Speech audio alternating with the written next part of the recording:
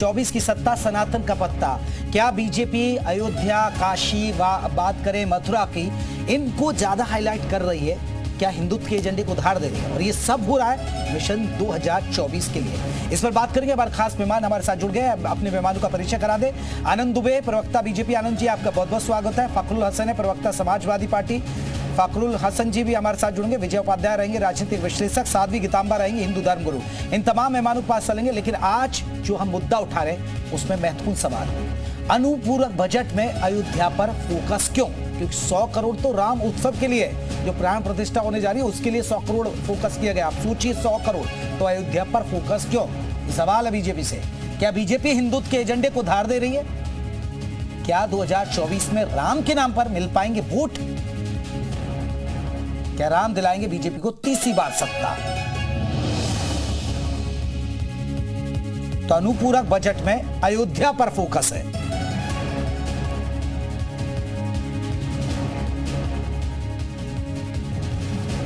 तो तमाम मेहमान हमारे साथ चर्चा में जुड़ गए हैं। सभी मेहमानों का एक बार फिर से स्वागत है। फखरुल हसन जी, चर्चा की शुरुआत आपसे ही कर लेते हैं। सर, 100 करोड़ का बजट राम उत्सव के लिए रखा गया अनुपूरक बजट में, स्वागत करेंगे?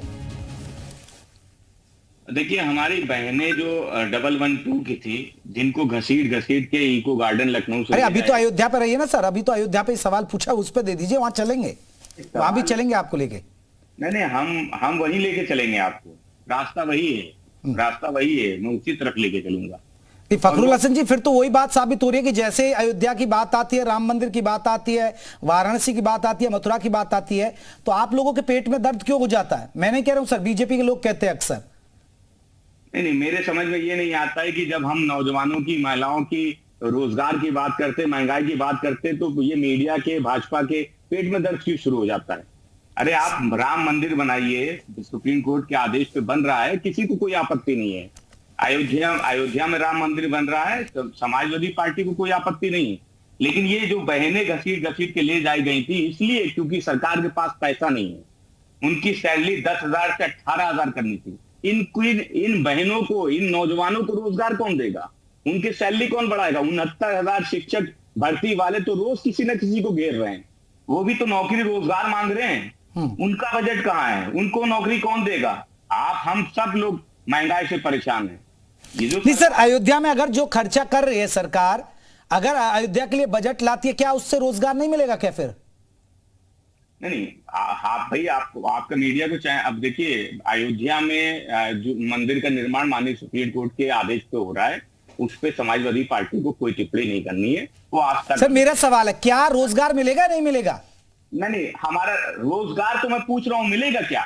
आप बताइए रोजगार। नहीं, आप बताइए ना सर, अयोध्या में अगर विकास हो रहा है तो क्या रोजगार नहीं मिलेगा यूपी के लोगों को? नहीं, आप मुझको बताओ ना कि 112 वाली महिलाओं को क्या आप 18,000 रुपए चाहिए? आपको आनंद दुबे जी जवाब देंगे। आनंद दुबे जी, सुना आपने, आप महिलाओं का वेतन नहीं बढ़ा पा रहे हैं, उस पर आप ध्यान नहीं देते हैं। शिक्षा के क्षेत्र में आप पैसा खर्च नहीं कर रहे हैं। 69,000 शिक्षकों का मुद्दा समाजवादी पार्टी उठा रही है।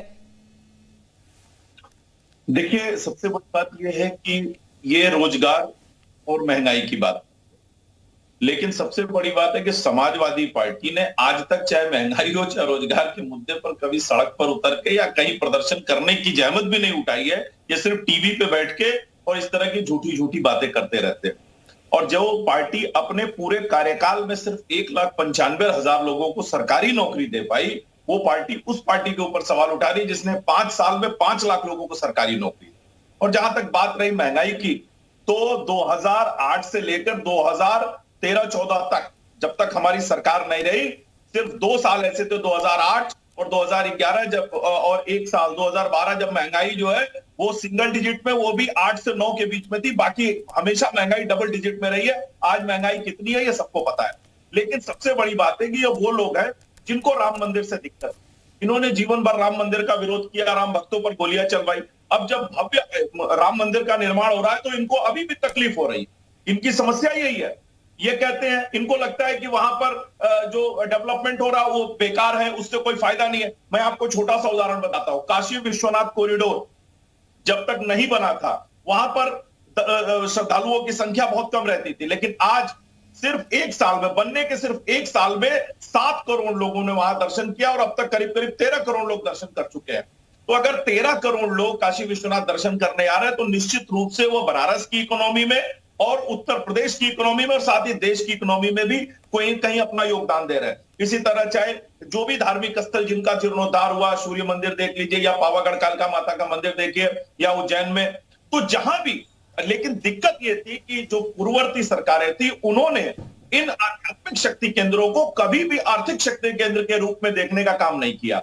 और आज सर आनंद दुबे जी, अनुपूरक बजट आता क्यों है? अनुपूरक बजट आता क्यों है सर? विपरीत परिस्थितियों में जब जरूरत होती है तब जो आपको लग रहा है कि इस विभाग में कमी है इसलिए आप अनुपूरक बजट ला रहे हैं, लेकिन आप अयोध्या के लिए स्पेशल पैकेज दे रहे हैं, तो कहीं ना कहीं आप भी तो हिंदुत्व के मुद्दे को धार दे रहे हैं ना सर, हिंदुत्व के एजेंडे को धार दे रहे हैं ना आप भी तो मिशन 2024 को साधना चाहते हैं ना सर। देख लीजिए, सबसे बड़ी बात यह है कि अनुपूरक बजट सरकार लेके आती है, तमाम जो परियोजनाएं चलती रहती हैं उनके लिए भी उसमें फंड का प्रावधान होता है और सरकार अगर कुछ नया करना चाहती है तो उसके लिए भी उसमें फंड का प्रावधान होता है। लेकिन सबसे बड़ी बात है, अगर हम 100 करोड़ रुपया अयोध्या के लिए दे रहे हैं, राम उत्सव के लिए दे रहे हैं, तो हम चाहते हैं कि भव्य अयोध्या की जो दिव्य तस्वीर है, जिस तरह से हमने पिछले कई वर्षों में उसको दिखाया है, वो पूरी दुनिया में पहुंचे और पूरी दुनिया से जो श्रद्धालु हैं, जो भारतीय सभ्यता संस्कृति को जानने के इच्छुक रहते हैं, ऐसे तमाम लोग अयोध्या आए, अयोध्या को देखे,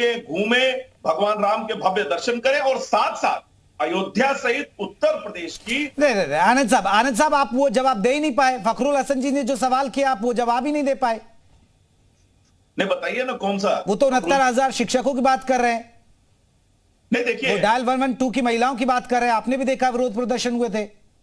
देखिए, सबसे बड़ी बात है कि जो भी ये बातें हैं, चाहे वो 69,000 शिक्षक की हो, चाहे महिलाओं के जो प्रदर्शन हो, उनको सरकार पूरी गंभीरता से ले रही है, उस पर प्रयास चल रहा है। और चलिए, मैं लौटूंगा मैं बाकी मेहमानों को भी चर्चा में जोड़ देता हूं। साध्वी गीतांबा जी हमारे साथ हिंदू धर्म को जुड़ी है। साध्वी गीतांबा जी, अयोध्या पर फोकस है, काशी पर फोकस है और इसमें कोई दौरा नहीं। देखिए, अयोध्या की बात करें, वाराणसी की बात करें, चाहे हम मथुरा की बात करें, जो हिंदू धार्मिक स्थल है, जो हिंदुओं की आस्था के स्थल है, जब से योगी सरकार आई है वाकई में यहां चीजें बदली हैं और श्रद्धालु भी आ रहे हैं। श्रद्धालु आ रहे हैं तो रोजगार बढ़ रहे हैं। अब देखिए, अयोध्या में करीब आंकड़ा यह लगा जा रहा है कि 2024 तक साल के 5 करोड़ श्रद्धालु आएंगे, लेकिन कहीं ना कहीं विपक्ष सवाल उठा देता है इन पर।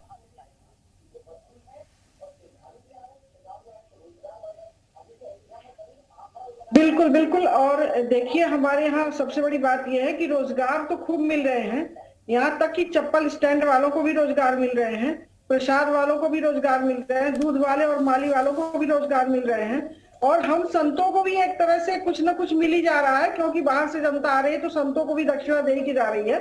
तो यहाँ व्यापार ही व्यापार है, अगर धार्मिक स्थल को देखा जाए तो कोई उसमें संदेह है ही नहीं है। अब रह गई बात यह कि अड़ंगा डालने के लिए कुछ भी बहाना ये लोग कर सकते हैं, लेकिन जो हमारे काशी की स्थिति है पहले से बहुत ही बेहतर है। और यहाँ जिस तरह से पर्यटक आ रहे हैं, जिस तरह से एक ठेला वाले, खोमचा वाले, यहाँ तक कि चप्पल स्टैंड वाले भी पैसा कमा रहे हैं, यहाँ तक कि लाकर वाले भी पैसा कमा रहे हैं, माला फूल वाले पैसा कमा रहे हैं, तो व्यापार ही व्यापार दिखाई दे रहा है। और उसके साथ साथ हमारे हिंदू संस्कृति का जो प्रचार प्रसार हो रहा है, ये हमारे हिंदुस्तान के लिए बहुत बड़ी बात है। और अगर हमारे हिंदुस्तान में विदेशी पर्यटक भी आ रहे हैं और हमारे यहाँ दक्षिण भारतीय भी आ रहे हैं, तो हमें एक तरह से देखा जाए तो हर तरह से होटल से साध्वी गीतांबा जी, सबको कुछ ना कुछ मिल रहा है, बीजेपी को कुछ मिलेगा क्या? व्यापार ही व्यापार है, ऐसे मथुरा में भी है, साध्वी गीतांबा जी, काशी में भी है, सबको कुछ ना कुछ मिल रहा है, बीजेपी को भी कुछ मिलेगा क्या? नहीं, बेरोजगार है, बेरोजगार है, ये एक तो बकवास है, कहीं कोई बेरोजगार नहीं है। और यहाँ तो हम देखते हैं कि आप बेरोजगार की बात कर रहे हैं, नाव वाले भी अच्छा खासा साल भर का पैसा देव दिवाली पर कमा लिए। जी साध्वी गीतांबा जी, मेरे सवाल है, सबको कुछ ना कुछ मिल रहा है आप कह रही हैं, लेकिन क्या बीजेपी को वोट मिल पाएगा?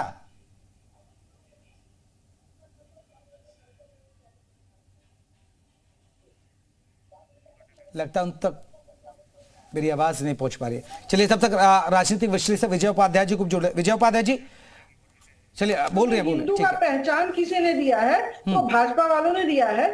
और यहाँ पर अगर आप माने या ना माने, कुछ ना कुछ हमें हिंदू चेतना दिया गया है और हमें हमारा एक अधिकार बताया गया है कि हम हिंदू हैं, हमारा क्या अधिकार है। और हमें अपने अधिकार की पहचान अगर किसी ने कराया है तो भाजपा वालों ने कराया है, क्योंकि हम भी एक दबे कुचले से। चलिए, विजय उपाध्याय जी भी हमारे साथ चर्चा में जुड़े हुए हैं। विजय उपाध्याय जी, आप कैसे देखते हैं योगी सरकार का फोकस, खासकर जो हिंदू धर्म नगरी है, चाहे अयोध्या है, काशी है या मथुरा, उन पर ज्यादा फोकस है? सर, लग रहा है ये मिशन 2024 हिंदुत्व के एजेंडे को धार, और क्या लग रहा है कि भविष्य में बीजेपी को फायदा भी होगा इसका? ये कहना कि इससे राजनीतिक फायदा होगा, ये तो समय बताएगा, क्योंकि जब चुनाव होगा जनता किसको किस रूप में लेती है तो उससे तय होगा। लेकिन मोटे तौर पे ये है कि एक बड़ा कार्यक्रम चूंकि जनवरी में होना है वहां पे, तो उस कार्यक्रम के लिए सरकार ने सप्लीमेंट्री में बजट का प्रोविजन किया है। और सिर्फ ये वही कार्यक्रम नहीं होगा, बल्कि पर्यटन विभाग ने इसको हर जिले में करने के लिए कहा है। तो जब हर जिले में कार्यक्रम होगा, निश्चित तौर पे उसके लिए बजट चाहिए होगा। और सरकार ने पिछले सालों में भी इस तरह के कार्यक्रम किए हैं, लेकिन इस तरह का बजट नहीं था। इसमें बजट जरा ज्यादा दिया है, और उम्मीद यही है कि इससे निश्चित तौर पे धार्मिक पर्यटन बढ़ेगा। देखिए, अनुपूरक बजट में 2-3 चीजें और की गई हैं। एक तो सिख धर्म के मानने वाले लोगों के लिए उन्होंने पंच तख्त यात्रा, धार्मिक यात्रा की भी व्यवस्था की है, उसका भी बजट का प्रोविजन इसमें किया है। बौद्ध धर्म के मानने वालों के लिए, या जो और लोग भी जो बौद्ध धर्म स्थलों की धार्मिक यात्रा करना चाहते हैं, उसके लिए भी बजट का प्रोविजन है। इसमें जो पिछड़े वर्ग के बच्चे हैं हाई स्कूल के और दूसरे क्लास के, उनके लिए स्कॉलरशिप का भी बजट रखा गया है। और जो बच्चों के लिए जिनको शुल्क प्रतिपूर्ति सरकार करती है, उनके लिए भी बजट रखा गया है।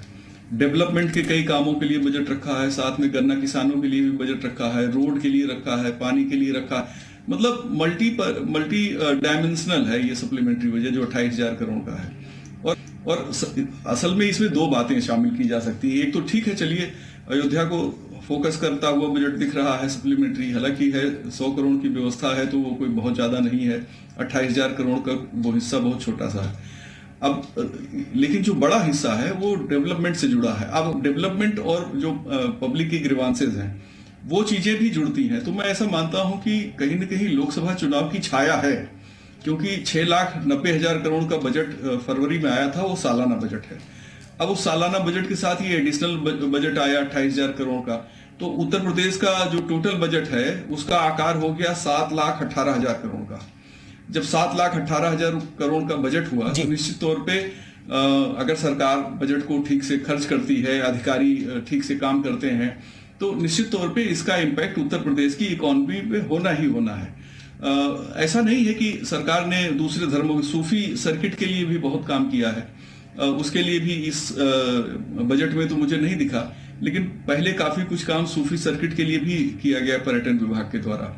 तो मोटे तौर पे मेरा ये मानना है कि डेवलपमेंट ओरिएंटेशन दिखा रहा है ये सप्लीमेंट्री बजट, और कनेक्ट कर रहा है अपने ओरिजिनल बजट से जो 6,90,000 करोड़ का था, जो फरवरी में आया था योगी सरकार पार्ट 2 जब बनी थी उसके बाद। तो ये इसमें देखिए, अब बात आती है कि रोजगार की, तो रोजगार का भी इसमें गुंजाइश है। देखिए, सरकारी नौकरियां तो बहुत ही कॉम्प्लिकेटेड है, और मेरा तो व्यक्तिगत तौर पे ऐसा मानना है कि सरकारी नौकरी में जो सरकारी लोग जाते हैं, रेगुलर नौकरी कर लेते हैं, वो तो भैया जनता की सेवा नहीं करते हैं, अपनी सेवा करते हैं। उनको पुरानी पेंशन चाहिए, उनको चिकित्सा प्रतिपूर्ति चाहिए, उनको तरह तरह के भत्ते चाहिए। लेकिन पब्लिक को डिलीवरी क्या देते हैं? पब्लिक को डिलीवरी ऐसे देते हैं कि एक लेखपाल जो है 3 तरीके की इनकम सर्टिफिकेट बना देता है और मांगता है वो पुरानी पेंशन। ऐसे लोगों के समर्थन में हम क्यों खड़े हों? हम तो उन लोगों के समर्थन में खड़े होंगे, या एक जो सर्वांगीण विकास, जिनके पास सरकारी नौकरी नहीं है, क्या उनको जीवन यापन करने की या बेहतर जीने के लिए उनका हक नहीं है? लेकिन सिर्फ सरकारी नौकरी वालों के समर्थन में हम नहीं खड़े हो सकते। हम तो ये तो 1512 लाख हैं, और जबकि जनता यहाँ उत्तर प्रदेश में 24 करोड़ है। तो आप सोचिए कितना। बिल्कुल, देखिए, रोजगार के द्वार खुलते हैं। मैं आऊंगा, लौटूंगा मैं